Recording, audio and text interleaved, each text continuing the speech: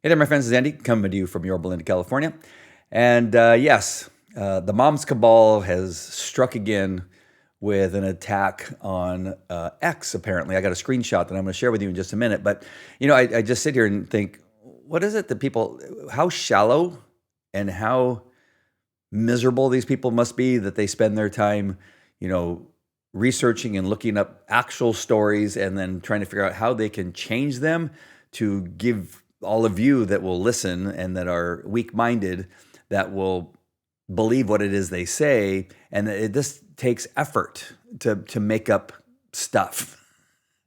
Or just repeating the same old tired lies if you're have any kind of critical thinking ability or common sense, you just say, this is ridiculous. The person that posted this ridiculous lie and slant on a story must be very weak and just a nasty person. You really don't want to know them. You don't want to be their friend because you have to be just a sad, angry person in order to do this. But they continue to do it. We have to assume because it's the person's called their mom on X is probably somebody that's either Bonnie Conte, Esther Kim, or somebody that's in the cabal of moms, which involve Yorba Linda Moms, PYL Buzz, the CTA, the APLE, or the NEA. That they're just this group of people that's all they do. They love just the socialist aspect, the Marxist, communist idea, Islamist idea that hates America, that hates parents, that hates Christianity. They love that group of people that have formed an alliance because it's just filled with hate. It's just we agree on everything we hate. Which they don't understand is that in Islam, gay people get killed and thrown off of buildings. Women are property. They're not actual necessarily human beings that they're allowed to beat, that they take all the rights from women. If there's a divorce and the men get custody of the children, they have no financial rights. They have nothing. But you would think that they would say, okay, I draw the line there. I'm not going to, be part of a group that does that. No, they go, we're going to join forces, not because we agree on all those things, but we love you because you hate the same people that we hate. And so we're going to support you, which is, again, you just think, I just don't understand. So let me go to my screenshot. So this is from X. Somebody sent me this screenshot. And this is my video where I talk about why was Trisha Quintero at the graduation and allowed to be on stage for the graduation of the Orange County School of Computer Sciences when she was actually brought in to destroy it and had success and destroyed it along with Marilyn Anderson and Carrie Buck and the many superintendents we had while they suspended Dr. Chernus and Dr. Gates, which cost the district hundreds of thousands of dollars. It may be right around $1 million they spent just on a needless investigation, so that the investigation wasn't because they thought Chernus or Gates did anything wrong. It was so that they could suspend them and the principal at the time so they could then go in and destroy Orange County School of Computer Sciences. This is all well known, and we have plenty of evidence that occurred, and we have plenty of whistleblowers and people that said that's what happened. And so how would you allow the person who was responsible for destroying Orange County Computer Sciences, how would you allow her to be on the stage and hand out certificates to the graduating students? So, sorry, now going back to my screen, you have these comments underneath it. And the first one I'm going to address, it says, why was Blades allowed at the Yorba Linda High School graduation when she is an insurrectionist? So, coming back to my camera, number one, Leandra Blades didn't try to destroy Yorba Linda High School. As she's done with every school, her total focus is bringing education to all the schools, including Yorba Linda High School. It was benefiting the school, benefiting the students, trying to help create an environment and culture where reading, writing, counting, and thinking were the thing that we wanted to do at these schools, and not indoctrination, not CRT, DEI, or SEL. None of those things are important. None of those things help with education. And then making sure money that's being spent is actually being spent on the things that it was supposed to be spent on. And people weren't lining their own pockets, as was happening with some coaches and some other things. And so she didn't destroy urban legend. She was making it better, and that's her total focus is making it better. So of course, Leandra Blades would be on stage. This thing about her being an insurrectionist is again the part where they add that so that they can cause a narrative that weak-minded people that don't have common sense, will believe that Leandra Blades on January 6th was in Washington, D.C., inside the Capitol with a brick in her hand and buffalo horns on her head. That's what they want you to believe. When they put that out, every time they put that out, they're trying to create an image in your head, again, for those people that are weak-minded, to believe what this person is trying to claim in this one sentence. And it's crazy. Just because Leandra on January 6th was in Washington, D.C. to listen to the president doesn't mean that she was involved in anything involving entering the Capitol, punching a cop in the face. That'd be funny that a police officer was over there to punch a cop. Again, if you had common sense, you'd say, okay, that makes no sense. But she has nothing to do with it.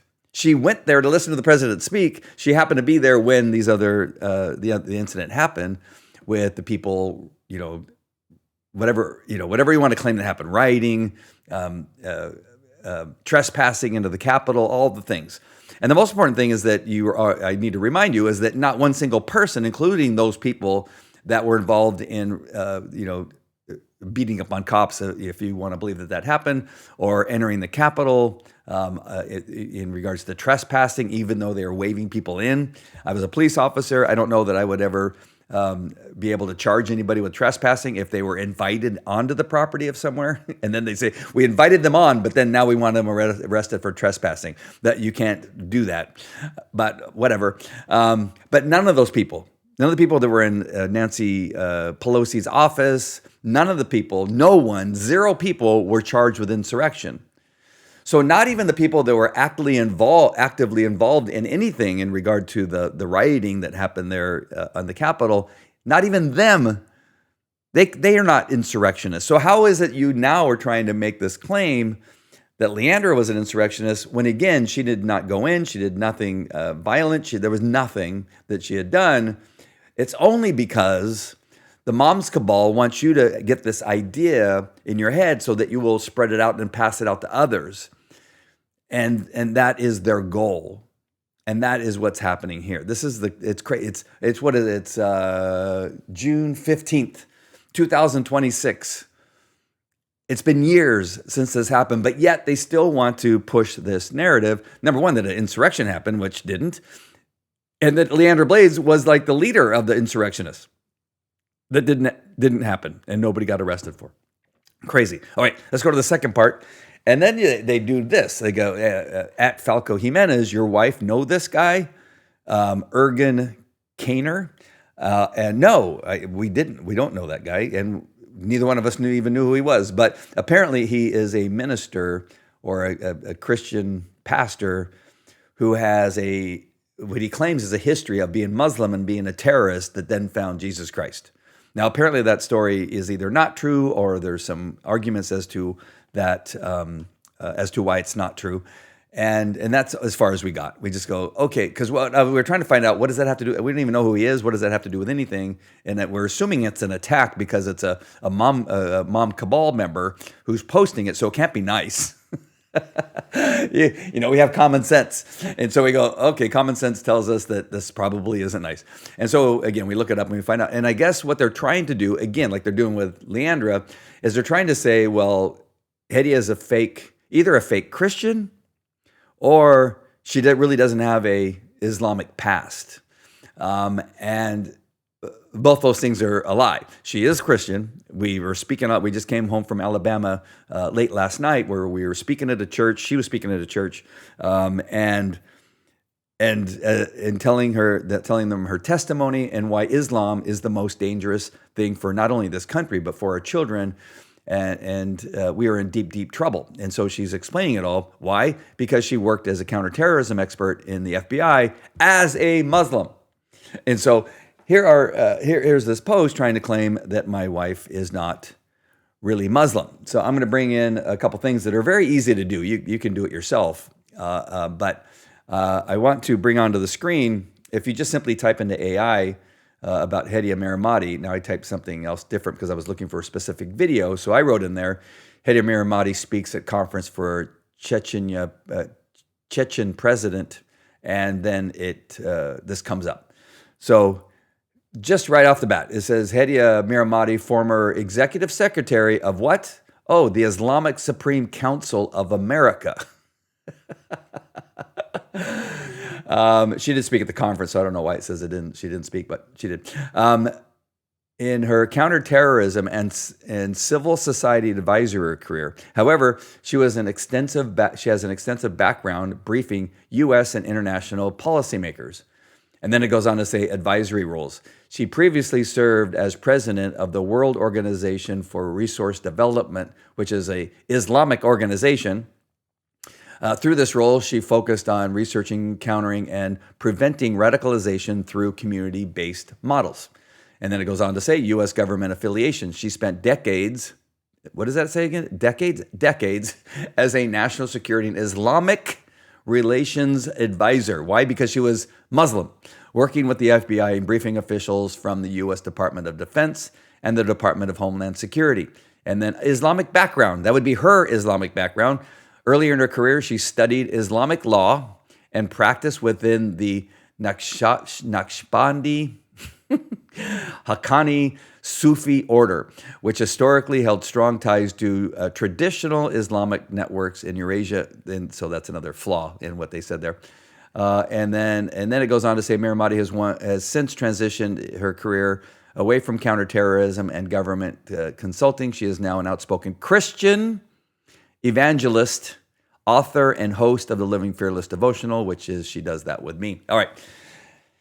So if that's not enough, not only do we have that, so you could say, well, maybe that's from her website or our website where she put all that information. And so if we were to then go back to 1998, here is Hediye speaking at the Islamic, what is it called again? Islamic Unity Conference, just making sure everybody knows.